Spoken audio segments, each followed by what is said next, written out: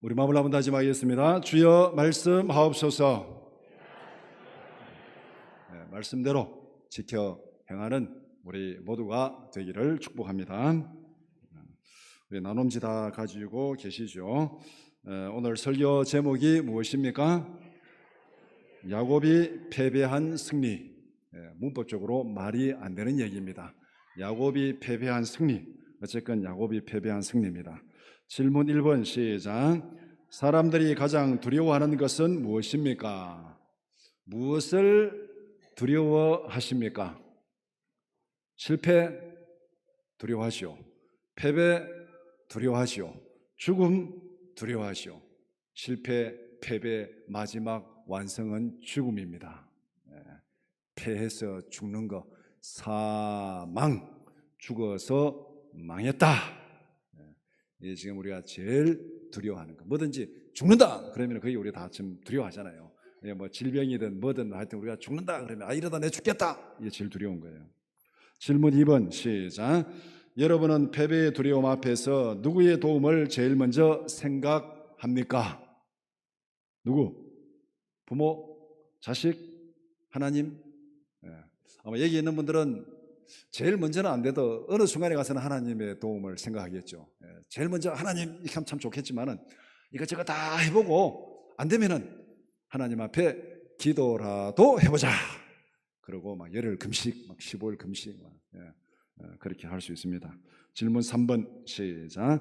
심각한 패배를 경험하고서도 감사한 마음을 가진 적이 있습니까?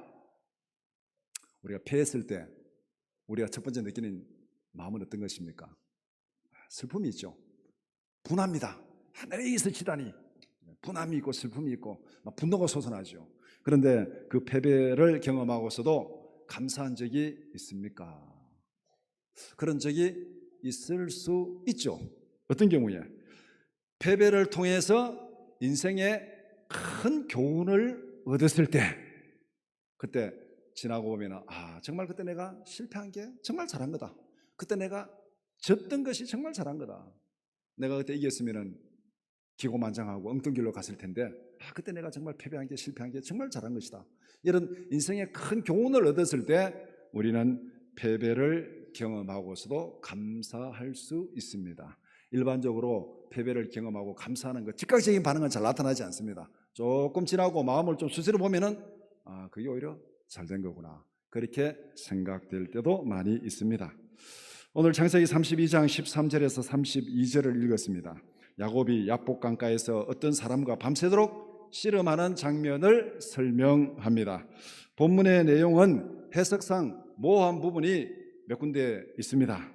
그런데 해석상 모호한 부분은 접어두고 야곱의 씨름에 초점을 맞추고자 합니다. 본문의 내용을 두 부분으로 나누어서 함께 살펴보고자 합니다. 첫 번째는 에서와 만남을 준비하는 야곱, 두 번째는 하나님을 만난 야곱. 에서와 만남을 준비하다가 하나님을 만났습니다. 이게 오늘 본문의 내용이에요. 어떻게 하면은 에서와 만나서 거기서 죽지 않고 살아남을까 이거 고민하고 궁리하는 가운데 하나님을 만난 거예요. 이게 모든 인생의 반전입니다. 모든 인생의 반전.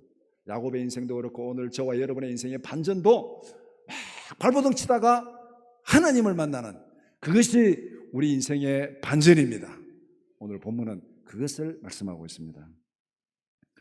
첫 번째, 에서와 만남을 준비하는 야곱. 여기서 에서와 만남을 준비하는 야곱, 이 대기 속에서는 야곱이 얼마나 자기를 의지하고 자기 경험, 자기 생각, 자기 잔머리를 의지하고 있는지 그거를 보면 됩니다. 질문 11번 시작. 야곱이 행 에서를 위해서 준비한 예물은 무엇입니까? 13절 14절은 야곱이 준비한 선물의 목록을 열거합니다. 암염소 200, 순염소 20, 암양 200, 순양 20, 전나는 낙타 30, 그 새끼 30, 암소 20, 황소 10, 암낙이 20, 그 새끼 10, 도합 몇 마리? 옛날에는 주산 암산 다 하면 벌써 드럭 나왔는데 요새는 암산 안 하죠. 저 휴대폰 꺼내가지고 계산기 해도 지금 할까 말까. 580마리. 선물이 많다는 것입니까? 적다는 것입니까? 많다는 거예요.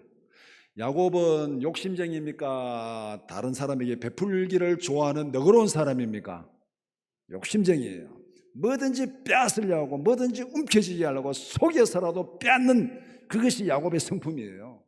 이 욕심쟁이 야곱이 에서를 위해서 엄청나게 많은 선물을 준비했다. 이것이 오늘 여기서 말하고자 하는 내용입니다. 13절에서 15절.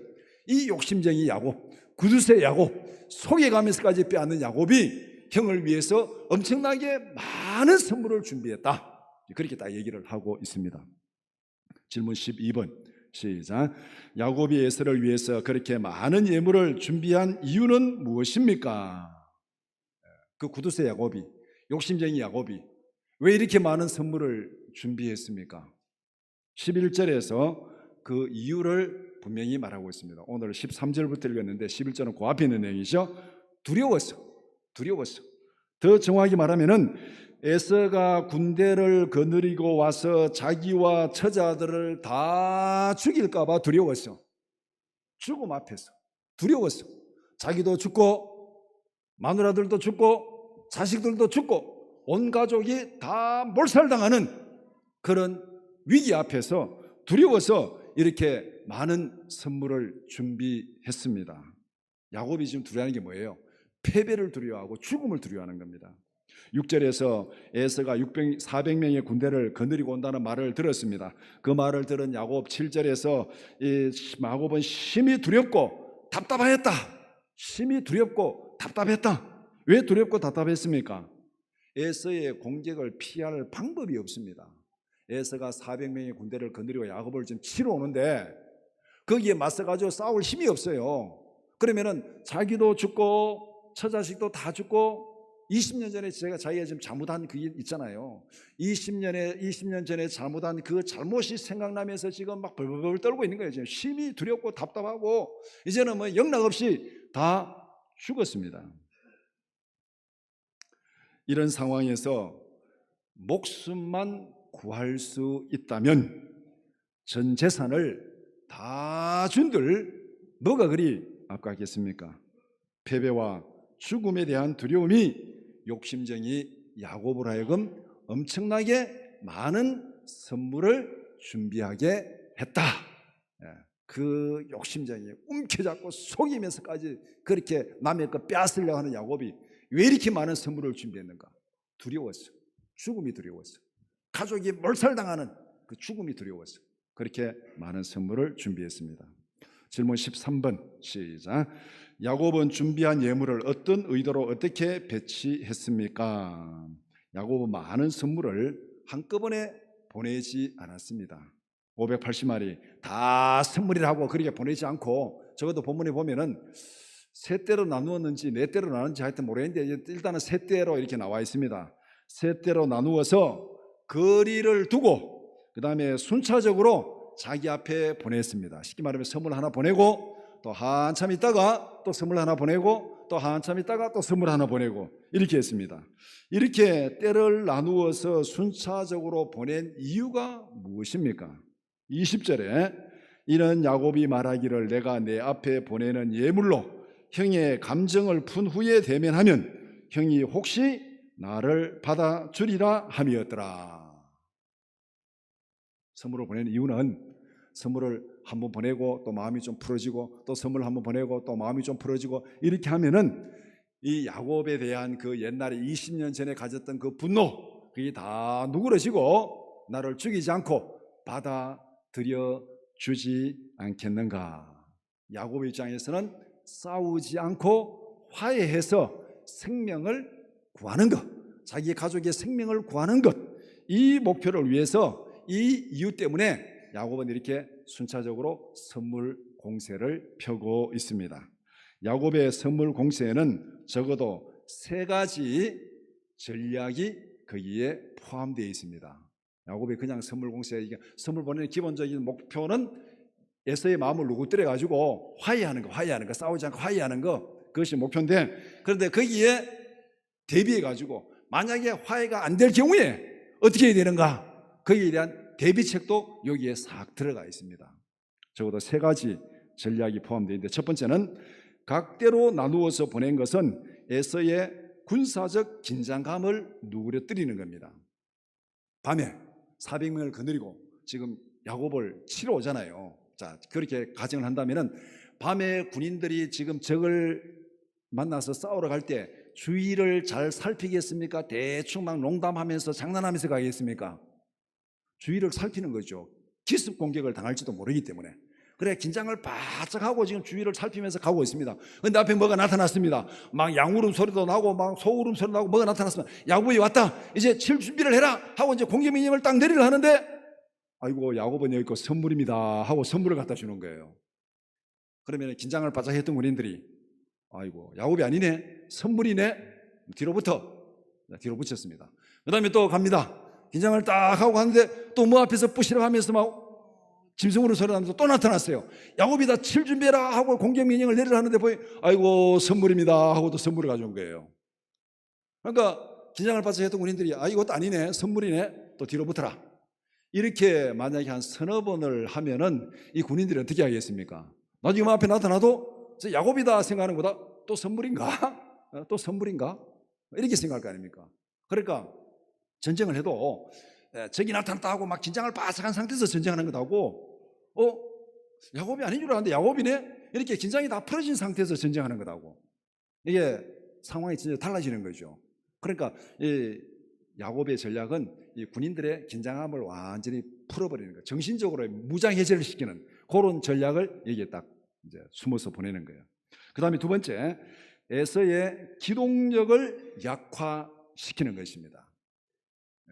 580마리, 세대로 나누면 한 번에 200마리잖아요.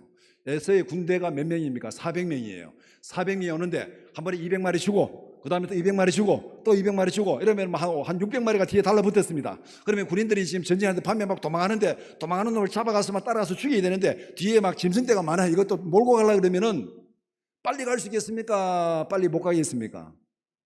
기동력이 그만큼 떨어지는 거예요. 전쟁에서는 기동력이 중요하잖아요. 그러니까 막 이게 막 짐승이 그게 막 달라붙어가지고 하고 막 소리 들으면 이게 군대가 막 오합지졸이 돼가지고 이게 뭐 전쟁을 하는지 뭐 소떼를 챙길지 뭐 이 군대가 이상하게 돼버리는 거죠. 완전 거기에 막 확 넣어가지고. 그러니까 이 에서의 군대 기동력을 완전히 떨어뜨리는 전략이 여기에 들어가 있는 겁니다. 그 다음에 세 번째, 종들을 붙여보냅니다. 선물을 보낼 때 그냥 선물만 보내는 게 아니고 종들을 붙여보내는데, 야곱이 어떤 종들을 붙여보내겠습니까? 아주 자기에게 아주 충복, 그리고 아주 기민하고 똑똑한 종들을 붙여보내는 거예요. 그러면 선물을 갔는데 종들이 거기에 들어가 있습니다. 이 에서 군대 속에 들어가 있어요. 그럼 이것은 결국 뭡니까? 선물을 가장해서 에서의 군대 안에 야곱의 스파이를 여러 명 심어놓는 거예요. 여러 명 심어놓는 거예요. 선물을 가져왔으니까 이게 지금 스파이라고 아무도 생각하지 않잖아요. 그런데 지금 야곱의 종들이 거기에 많이 들어가 있습니다. 한밤중에 전쟁이 붙었습니다. 어두운데 잘 보이지도 않는데, 옷에처럼 뭐 불빛이 있는 것도 아니고. 그러면은 이 야곱의 종들이 그 어두움에 누구 편 들겠어요? 야곱 편 들겠죠. 그러니까 야곱은 이런 스파이도 거기에 딱 숨겨놓는 거예요. 그러니까 야곱이 생각할 때 한밤중에 전쟁이 벌어졌을 때를 가정한 겁니다. 이 화해 작전이 실패해가지고 전쟁이 붙었을 때, 그때 대비책으로 지금 야곱이 이렇게 선물 공세를 펴고 있습니다. 야곱은 에서와의 대결에서 자기가 할 수 있는 모든 수단과 방법을 다 동원했습니다. 싸우지 않고 화해할 수 있는 방법을 동원했습니다. 그런데 그 화해가 실패할 경우를 대비해서 전략적인 선택도 거기에 수를 써가지고 다 자기 나름대로 심어 놓았습니다. 질문 14번 시작. 형 에서에게 예물을 보낸 후에 야곱은 어떻게 했습니까? 야곱은 자기가 취할 수 있는 모든 방법과 수단을 다 동원했습니다. 그 후에 아내들과 아들들을 강 건너로 보냈습니다. 그 모든 소유도 다 건너가게 했습니다. 모든 것을 다 떠나보낸 후에 야곱은 강이 쪽에 홀로 남았습니다. 그 심히 두렵고 답답한 마음이 해결됐다는 것입니까? 해결되지 않았다는 것입니까?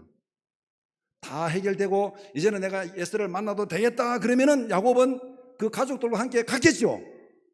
갔을 겁니다. 그런데 다 보내고 자기는 강을 건너가지 않습니다. 아직까지 여전히 두렵고 답답한 마음이 해결되지 않았다는 증거입니다. 혼자 남은 야곱은 심히 두렵고 답답했습니다. 자기가 할 수 있는 모든 방법을 다 동원했지만은 보장되는 것이 아무것도 없었습니다. 이것이 약복 강가에 홀로 남은 야곱의 상태입니다. 심히 두렵고 답답해서 지푸라기라도 잡고 싶은 심정, 이것이 아마 이 지금 약복 강가에 남겨진 야곱의 상태입니다.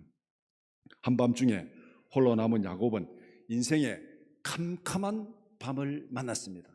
오늘 이 본문에서 시간적인 것하고 인생의 그 야곱의 상태하고 지금 같이 가고 있습니다. 약복 강가에 한밤중에 홀로 남은 야곱은 인생의 캄캄한 밤을 만났습니다. 나중에 본문이 끝날 때는 뭡니까? 아침 해가 쫙 떠오르고 있습니다. 이게 지금 야곱의 상태를 그대로 보여주고 있습니다. 인생의 캄캄한 밤을 만났습니다. 광야에서 혼자서. 여러분도 인생의 캄캄한 밤을 경험한 적이 있습니까? 우리 성도들 가운데서 지금도 그런 인생의 캄캄한 밤을 통과하고 있는 분도 있어요.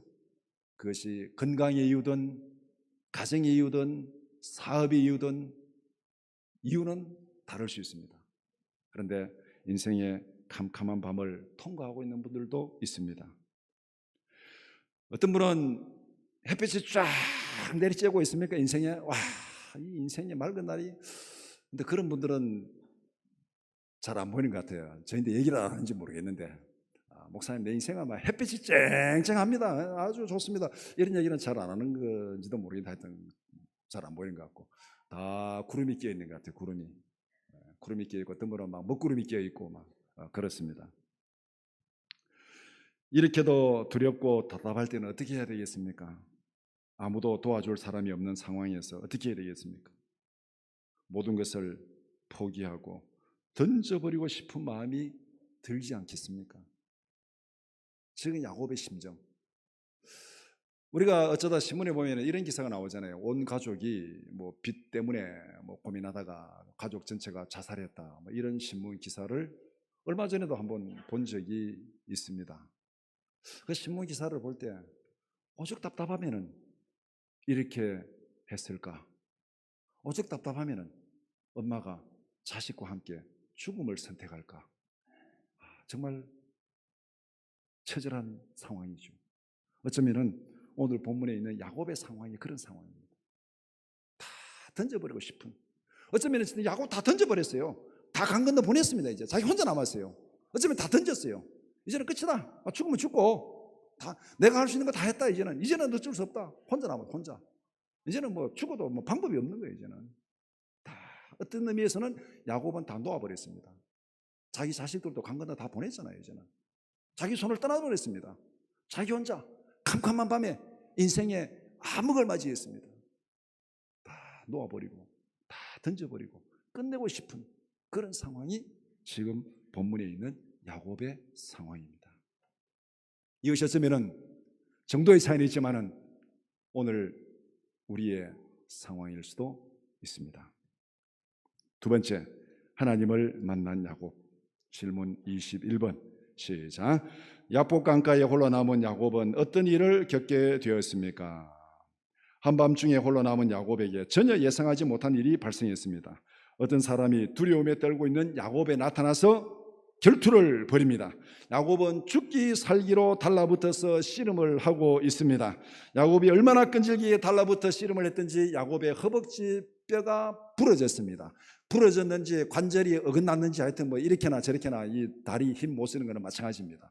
부러졌으나 아니면 이 관절이 빠져버리거나 완전히 힘을 못 쓰는 그런 상태가 되어버렸습니다. 이 싸움은 새벽녘까지 계속 되었습니다. 밤새도록 씨름하는 동안 야곱은 무슨 생각을 했겠습니까? 씨름하면서 야곱은 어떤 생각을 했겠어요? 내 처자식들은 잘 있는가? 내 양떼들은 잘 있는가? 에서에게 죽음을 당하지는 않았을까? 이런 걱정했겠어요? 이런 걱정할 겨를이 없습니다. 지금 상황은 자기 지금 다리 뼈가 부러지고 지금 정신 못 차리고 지금 죽는 데 사냐, 자기가 지금 죽는 데 사냐 지금 매달려 가지고 이제 밤새도록 씨름하고 있는데 어떻게 거기에 처자식 걱정하고 어떻게 거기에 재산 걱정하겠습니까? 지금 자기가 싸우고 있는 이 싸움에 생명을 걸고 있는 거예요. 지금 내가 사느냐 죽느냐 생명을 걸고 있는 겁니다. 그야말로 몸과 뜻과 마음과 생명을 다해서 지금 싸우고 있습니다. 그에게는 다른 어떤 것도 있을 수 없고 다른 생각은 있을 수가 없어요. 어쩌면은 이것이 하나님께서 우리에게 요구하시는 기도의 집중력이 아닐까. 이런 집중력을 가지고 하나님 앞에 매달려 기도했느냐? 이 질문을 제가 저에게 던지면서 정말 마음에 여러 가지 생각을 많이 했습니다. 하나님 앞에 기도할 때 이런 집중력을 가지고 기도하고 있는가? 기도하다가 가스레인지 불 켰나? 껐나? 기도하다가 집에 문 잠그고 왔나? 기도하다 내일 뭐 해야 되는데? 우리는 기도에 온갖 잡념들이 다 들어오는데 정말 우리가 하나님 앞에 이렇게 집중력을 해서 몸과 마음과 뜻과 생명을 걸고 하나님 앞에 매달리는 그런 기도가 우리에게 있는가? 인생을 탓하기 전에, 환경을 탓하기 전에, 내 고난을 탓하기 전에, 내 어려움을 탓하기 전에 하나님 앞에 죽게 살기로 한번 매달려 본 적이 있는가? 그런 시간이 없었다면 우리 힘든 거 힘들다고 말하지 맙시다. 이제 우리가 그런 경험이 없다면 힘든 거 힘들다고 말하지 말자고요. 하나님 앞에 생명 걸고 매달려 보지도 않고 뭐 힘들다 그래 하는 것은 이거 다 포시라운 소리 아니겠습니까? 이게 지금 죽게 살기로 지금 죽느냐 사느냐가 문제인데 지금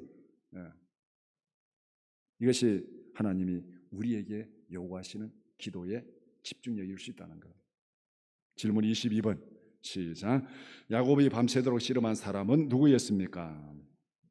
24절에서 야곱과 씨름한 사람을 어떤 사람이라고 말씀합니다. 야곱은 이 어떤 사람이 누구인지를 알았겠습니까? 몰랐겠습니까? 이게 질문입니다. 알았을까요? 몰랐을까요? 몰랐다가 알았겠죠. 오늘 이 질문의 답변을 이렇게 정리할 수 있습니다. 첫 번째, 야곱이 처음에는 누구인지 몰랐을 수 있습니다. 지금 혼자서 약복 강가에 홀라 남아 있었는데 야곱이 왜 남아 있었는지는 우리가 알 수 없습니다. 두려워서 남아 있을 수 있고 다 떠나보내고 내가 하나님 앞에 매달려야 되겠다 그렇게 기도하고 남아 있을 수도 있고, 아니면은 자기가 바다나무로 도망갈 때 창세기 28장에서 베델에서 하나님을 만난 그 기억을 생각하면서 하나님을 만나기 위해서 혼자 기도하기 위해서 남아 있을 수도 있고, 어쨌든 혼자 남아 있는데 지금 심히 두렵고 답답한 마음으로 혼자 남아 있습니다. 그런데 어떤 사람이 딱 나타나가지고 야곱과 지금 결투를 벌이고 있는 거예요. 싸움을 하는 거예요. 지금 24절 어떤 사람, 24절만 놓고 보면은 이 사람이 누군지 몰라요. 야곱도 몰라요. 그러니까 어떤 사람이죠. 일단 야곱은 처음에는 이 사람이 누구인지 몰랐을 수 있다. 두 번째, 씨름을 하는 중에 야곱은 이 사람의 정체를 알아차렸을 수 있다. 알아차렸다. 이렇게 결론 내릴 수 있습니다. 왜? 26절에 보면은 그가 이르되 날이 세려하니 나로 가게 하라. 야곱이 이르되 당신이 내게 축복하지 아니하면 가게 하지 아니하겠나이다. 이렇게 말하고 있습니다. 야곱이 축복을 구한다는 것은 그 사람의 정체를 알았다는 것입니까? 몰랐다는 것입니까? 알았다는 거예요. 강도를 보고, 광야에서 만난 강도를 보고 내게 축복해달라 그렇게 말하겠습니까? 그럴 일은 없어요. 내게 축복해달라는 것은 야곱이 씨름하는 중에 이 사람이 누군지를 알았습니다. 처음에는 몰랐을 수 있어요. 누군가 나를 해치려고 한 줄 알았는데 막 밤새도록 씨름을 하고 싸움을 하는데, 싸움을 하는 중에 야곱이 이 싸움이 이상하네. 이 사람이 나를 죽이려고 했으면 벌써 나를 죽이고 허벅지도 부러졌는데 벌써 죽이고 갔을 수도 있는데 나를 죽이지도 않는 거예요. 죽이지 않고 계속 지금 씨름하고 있는 거예요. 뭔가 이상하다. 이 사람 나를 죽이려는 사람이 아니구나. 뭔가를 지금 알았습니다. 그러니까 야곱이 지금 내게 축복해달라고 저렇게 지금 간청하고 있는 거예요. 어쩌면은 이 모세가 시내산에서 양을 치다가 가시떨기에 불이 붙었습니다. 보고 불이 났네 하고 갔습니다. 가서 보니까 그 불이 보통 불이 아니에요. 이 불은 지금 타지도 않고 끄시지도 않고 불이 있습니다. 그와 마찬가지죠. 야곱이 어떤 사람이 나타나서 밤중에 싸움을 하는데 밤새도록 씨름하면서 보니까 이 사람은 보통 사람이 아니에요. 그래서 야곱은 직감적으로 이 사람이 누구인지를 알았습니다. 그래서 내게 축복해달라고. 축복을 구한다는 것은 그 사람의 정체를 알았다는 거예요. 그 다음에 세 번째, 마지막에는 야곱이 자기와 씨름한 사람의 정체를 분명히 밝힙니다. 30절에 그러므로 야곱이 그곳 이름을 브니엘이라 하였으니 그가 이르기를 내가 하나님과 대면하여 보았으나 내 생명이 보존되었다 함이더라. 야곱은 밤이 새도록 하나님의 천사에게 달라붙어서 축복을 구한 것입니다. 어쩌면은 하나님이 야곱을 만나준 거죠. 하나님이 야곱을 만나준 거예요. 지금 다 떠나보내고 지금 죽음 앞에서 죽음에 들어 답답해가지고 강가에 홀로 앉아가지고 안절부절하고 있는데 하나님이 그 야곱의 고통을 아시고 하나님이 찾아가신 거예요. 찾아가서 밤새도록 야곱과 씨름한 겁니다. 달라붙게끔 야곱 앞에 야곱이 그의 생명 걸고 달라붙을 수 있도록 씨름한 거예요. 거기서. 그래서 야곱은 축복을 구한 것입니다. 질문 23번 시작. 밤새도록 씨름한 야곱은 이겼습니까? 졌습니까? 우리 유초등부 아이들 전쟁하면은 이겼냐 졌냐가 중요하잖아요. 이겼습니까? 졌습니까? 결론부터 얘기하면은 야곱은 천사와 씨름해서 졌습니다. 철저하게 졌습니다. 오늘 본문의 내용을 보면은 진 이유가 뭐냐? 첫 번째, 25절에 있는 대로 야곱의 허벅지 관절이 빠졌습니다. 씨름을 하는데, 레슬링을 하는데 허벅지 관절 빠지고 레슬링 할 수 있는 사람이 있어요? 지금 한 다리가 부러졌는데 씨름할 수 있는 사람이 있습니까? 아무도 없어요. 이미 씨름에서 힘을 쓸 수 없는 부상을 당했습니다. 승패는 끝났어요. 야곱은 진 거예요. 두 번째, 26절에 천사에게 매달려서 축복을 간구합니다. 축복을 간구한다는 것은 야곱이 패배를 인정하고 살려달라고 간청하는 거예요. 축복을 간구한다는 것은 살려달라고 간청하는 겁니다. 우리가 싸움을 하는데 내가 어떤 사람을 싸워가지고 딱 굴복을 시켰어요. 이겼어요. 내가 굴복을 딱 시키고 무릎을 꿇어놓고 너 내게 축복해라 이렇게 말하는 경우가 있습니까? 히브리서에 보면은 축복은 낮은 자가 높은 자에게 구하는 게 축복이라고 그랬습니다. 야곱이 지금 축복을 구하고 있는 거예요. 뭡니까? 졌어요. 자기 패배를 인정하고 나를 복을 달라고 나를 살려달라고 그렇게 매달리고 애원하는 겁니다. 세 번째, 29절에 야곱은 천사 이름도 알아내지 못했습니다. 내게 이름을 가르쳐 주셨어. 내 이름 알 필요 없다. 이긴 거에 진 거예요. 이겼으면은 무릎 꿇어놓고 너 이름 뭐야? 너 하고 인적사항 조사할 거 아닙니까? 그러면 이름 뭐라고 다 불어야 되잖아요. 오히려 천사가 야곱에게 너 이름 뭐냐 하니까 야곱입니다 하고 야곱이 다 불었어요. 누가 이겼습니까? 야곱이 졌어요. 야곱은 이름까지 다 실패하고 그럼 당신 이름은 뭡니까? 알 필요 없다. 객소리 못하고 그냥 보냈습니다. 이렇게 야곱은 씨름에서 졌습니다. 그런데 28절은 야곱이 이겼다고 말씀합니다. 이 28절은 누굽니까? 이게 하나님의 천사, 하나님의 선언이에요. 하나님이 야곱은 자기가 졌어요. 근데 하나님이 야곱이 뭐라 그러냐면은 네가 이겼다 이렇게 합니다. 네가 이겼다. 하나님이 그렇게 얘기하신 거예요. 네가 이겼다. 야곱은 씨름에서 졌지만은 하나님의 축복을 받았다는 것입니다. 네가 이겼다. 그래 내가 네게 복 줄게. 이게 하나님의 선언이에요. 야곱은 패배했지만 결과적으로 승리했습니다. 패배함으로써 생명을 건졌습니다. 하나님의 복을 받았습니다. 이 패배가 위대한 패배. 이런 패배는 우리가 늘 날마다 당해요. 날마다. 패배함으로 생명을 건진 거예요. 우리도 이런 전략을 취합시다. 사람에게는 지고 하나님 앞에서는 승리하자. 아멘. 이 반대되면 어떻게 되겠습니까? 사람 앞에서는 아웅다웅 이기고 한마디도 안 지고 돈 많은데 손해 안 보고 이겼는데 하나님 앞에서는 패배자예요. 그럼 인생이 어떻게 되겠습니까? 사람들 앞에 졌어요. 너 말하면 알았다 막 좀 손해보고 다 졌어요. 그런데 하나님이 기도하려고 다 무릎을 꿇었더니 하나님이 네가 이겼다. 내가 복 줄게. 내가 채워줄게. 여러분 어느 쪽 택하실래요?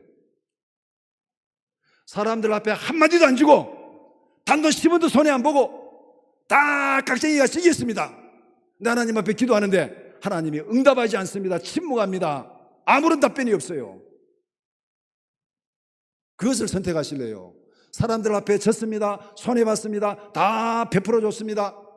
하나님 앞에 무릎을 꿇으니까 하나님, 네가 이겼다. 내가 복을 줄게. 내가 채워줄게. 이걸 선택하실래요? 어느 쪽을 선택하실래요? 오늘 본문은 우리에게 이걸 얘기하고 있습니다. 오늘 이 시대는 애나 어른이나 한마디도 안 집니다. 한마디도 안 져요. 애나 어른이나 한마디도 안 집니다. 제가 목사 입장에서 한번 얘기하면은, 그래도 한 20년 전에는 한마디 하면은요, 아이고, 그래도 목사님 말이라고 그냥 아무 대꾸 안 했습니다. 솔직한 얘기로. 목사님 얘기라고 아무런 대꾸 안 했어요. 마음에 안 들어도. 요새는 한마디 하면은요, 그런 거 없어요. 목사만 목사지. 말이 되는 소리를 해야지. 10마디 더 할 수 있습니다. 제 입장에서 얘기한 거예요. 또 여러분 입장에서 얘기할 수 있습니다. 제가 말한 포인트는 뭡니까? 한마디도 안 진다는 거예요. 요 사이는 사람들이 한마디도 안 집니다.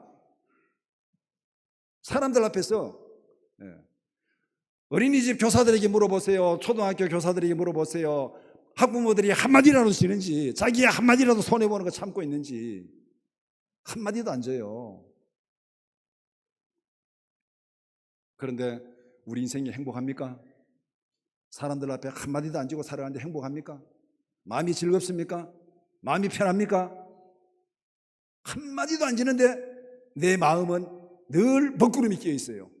늘 고통이 있어요. 늘 분노가 있어요. 늘 슬픔이 있어요. 이게 지옥 아닙니까? 이게 어떻게 이긴 거예요, 이게? 이게 진 거지. 이게 앞으로 남고 뒤로 미치는 거잖아요. 이게 진 거예요. 그런데 오늘 본문에서 야곱은 졌어요. 졌는데 어떻게 됐습니까?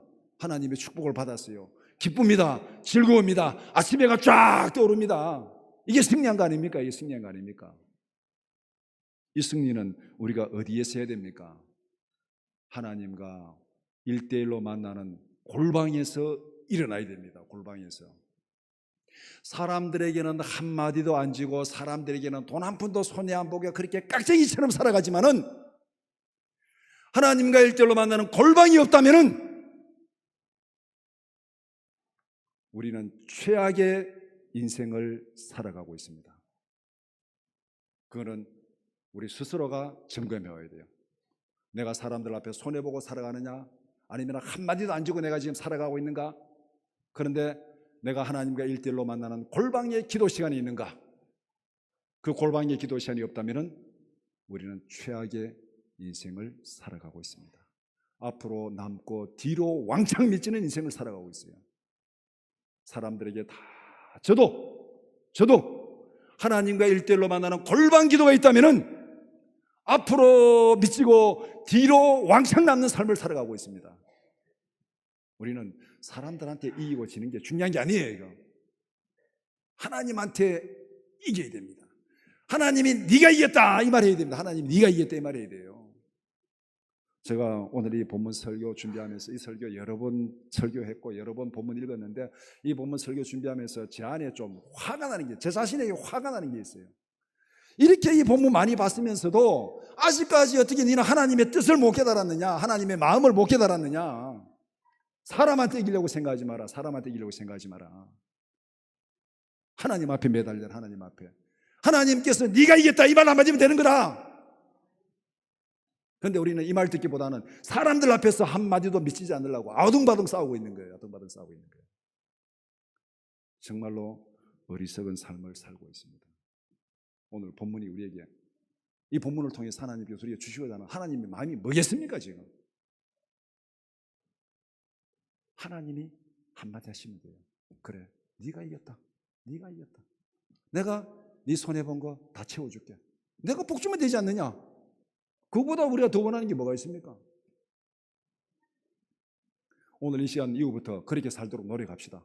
주여 말씀하옵소서. 내가 지켜 행하리이다. 다 접어두고 내가 사람들 앞에 지겠습니다. 그러나 골방에서 하나님 앞에 한마디만 내가 듣겠습니다. 그래 네가 이겼다.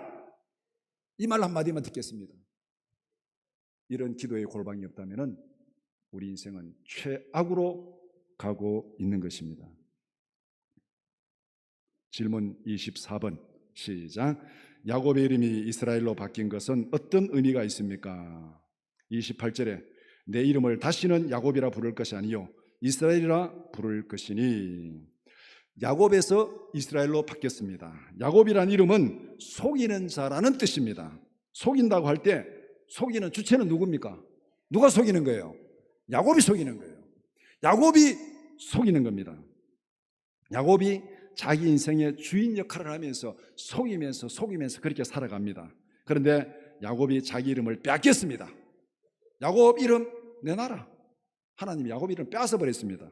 그러면은 야곱은 속이면서 살아가는 인생의 주도권을 지켰습니까? 잃었습니까? 잃었어요. 속이면서 살아가는 그 이름 내놔라. 하나님이 이름을 빼앗아버렸습니다. 이제는 자기 인생의 주도권을 빼앗겨버렸어요. 빼앗겼어요. 그 다음에 하나님께서 어떤 이름을 주셨습니까? 이스라엘이라는 이름을 주었습니다. 이스라엘이라는 이름의 뜻은 하나님이 통치하신다, 하나님이 지키신다는 의미입니다. 하나님이 야곱을 지키시고 하나님이 야곱의 인생을 통치하십니다. 야곱은 패배함으로써 하나님께 인생의 주도권을 빼앗겼습니다. 패배함으로써 자기 인생의 주도권을 빼앗겼어요. 속이면서 살아온 그거 내놔라. 이제부터 너 인생 내가 통치한다, 내가 다스린다, 내가 인도한다. 인생의 주도권을 완전히 빼앗겨버렸습니다. 야곱이 인생의 주도권을 빼앗긴 것은 잘된 것입니까? 잘못된 것입니까? 잘된 것이요. 엄청나게 잘된 겁니다. 빼앗겨야 돼요. 빼앗겨야 돼요. 야곱이 패배한 것은 정말로 잘된 것입니다. 하나님 앞에서 날마다 패배하는 저와 여러분들이 되기를 축복합니다. 바울의 고백이 뭡니까? 고린도전서 15장 31절을 보면은 나는 날마다 죽노라. 나는 날마다 죽노라. 우리 안에는 야곱과 같은 성품이 늘 솟아납니다. 잡초처럼 솟아나요. 늘 내가 속이려 하고, 내가 머리 굴리고, 내가 잔머리 굴리고, 내 뜻대로 하려고, 내가 손해 안 보려고, 내가 내 잔머리만 굴립니다. 그거를 날마다 죽이. 네가 주인 아니야. 네가 주인 아니야. 네가 주인 아니야. 내가 통치한다니까. 내가 다스린다니까. 하나님 앞에 날마다 나를 쳐서 복종시키는 것. 이것은 어디에서 이루어진다고요? 골방에서. 기도의 골방에서. 하나님과 내가 1:1로 만나는 기도의 골방에서 이루어지는 거예요. 사람들 속에서, 직장에서 막 일하면서 이루어지는 게 아니에요. 골방에서 이루어지는 거예요. 골방에서. 이 기도가 예수님의 겟세마네 기도잖아요. 내 뜻대로 마옵시고 누구 뜻대로? 아버지의 뜻대로. 이게 날마다 죽는 거예요. 날마다 패배하는 거예요. 하나님 앞에서 날마다 패배하는 것은 골방에서 패배하는 겁니다. 다른 데서 패배하는 거 아니에요. 골방에서 기도 가운데 내 뜻대로 마옵시고 아버지의 뜻대로 하옵소서. 이런 패배가 없다면은, 이런 골방의 기도가 없다면 우리의 인생은 최악으로 가고 있습니다. 말씀을 정리해 봅시다. 아무도 도와줄 사람이 없는 광야에서 인생의 캄캄한 밤을 만났습니까? 누구와 씨름해야 되겠습니까? 가족도 아닙니다. 이웃도 아닙니다. 다른 어떤 누구와 씨름하고 다투는 게 아닙니다. 재산도 자기 수단도 다 접어두고 오직 하나님과 씨름합시다. 하나님과 씨름합시다. 하나님과 생명을 건 결투에서 철저하게 패배하시기를 바랍니다. 생명을 결투해서 철저하게 패배해야 돼요. 육체적으로도 패배하고 이름도 빼앗기고 인생의 주도권도 다 빼앗기고 하나님 앞에 다 빼앗겨야 돼요. 철저한 패배를 통해서 인생의 주도권을 완전히 하나님 앞에 다 빼앗겨야 됩니다. 하나님 앞에 다 빼앗기고 나면은 어떤 일이 벌어지는가? 인생의 캄캄한 밤에서 하나님과 결투해서 졌습니다. 그 다음에 어떤 일이었습니까? 아침에 태양이 쫙 떠올랐습니다. 인생의 햇빛이 떠올랐습니다. 이게 오늘 본문에서 우리에게 보여주는 상황입니다. 그림입니다. 하나님께 철저하게 패배하지 않는 사람은 세상에서 승리할 수 없습니다. 그것은 앞으로 남고 뒤로 미치는 거예요. 사람들하고 싸워서 다 이겨보세요. 손해 안 보고 한번 살아가 보세요. 마음이 편한지, 마음이 기쁘고 즐거운지.